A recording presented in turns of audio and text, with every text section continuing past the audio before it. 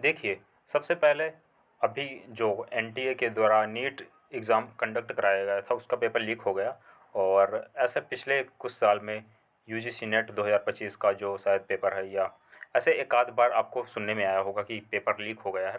और paper leak के खिलाफ़ या उसके मतलब उनको जिन्होंने लीक कराया उनको सज़ा दिलाने के लिए ऐसा कोई सख्त कानून नहीं था सेंट्रल गवर्नमेंट के अंतर्गत। तो इन्होंने एक नया नियम कहें या नया कानून भारतीय जो संसद है, पार्लियामेंट है, उन्होंने पास किया हुआ है, लोक परीक्षा अनुचित साधनों की रोकथाम संशोधन अधिनियम। लोक परीक्षा जो भी पब्लिक एग्ज़ाम्स होते हैं, अनुचित साधनों की रोकथाम मतलब आपको कोई भी ऐसा प्रोहिबिटेड मीन्स यूज़ नहीं करना जिससे क्या हो, एग्ज़ाम्स की शुचिता और मतलब ठीक है ट्रांसपेरेंसी और जो भी सारी चीज़ें हैं कि एग्ज़ाम्स सही से कंडक्ट नहीं हो पाए। तो इसके अंतर्गत देखिए कौन कौन सी परीक्षा आती हैं। ये लोक परीक्षा है, लोक परीक्षा अनुचित साधनों की रोकथाम संशोधन अधिनियम 2026 कहा जाएगा। और इसके अंतर्गत देखते हैं कौन कौन सी परीक्षा आएंगी।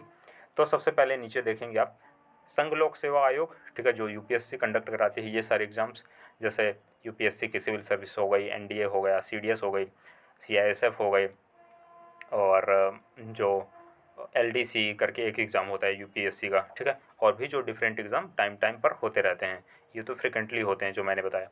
इसके बाद कर्मचारी चयन आयोग, ठीक है, और जो एसएससी एग्ज़ाम्स होता है। इसके बाद रेलवे भर्ती बोर्ड, ठीक है, आरआरबी हो गया आपका, बैंकिंग एंड जो आईबीपीएस होता है, ठीक है, बैंक का एग्ज़ाम सारा।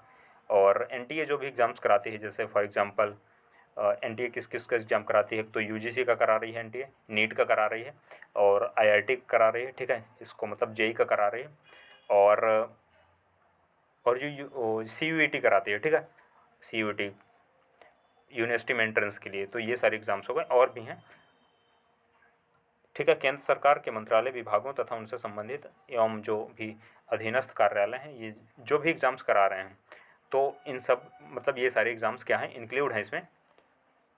अधिनियम के दायरे में सभी प्रकार की परीक्षाएं पेन एवं पेपर बेस अगर हो रही हैं, ओएमआर बेस हो रही हैं, या कंप्यूटर बेस्ड हो रही हैं, ऑनलाइन हो रही हैं, तो सारी ये परीक्षाएं आएंगी इस अधिनियम के अंतर्गत। और अगर किसी ने भी कुछ भी अनुचित किया इस एग्ज़ाम में, तो उसके खिलाफ़ क्या होगा, सीधा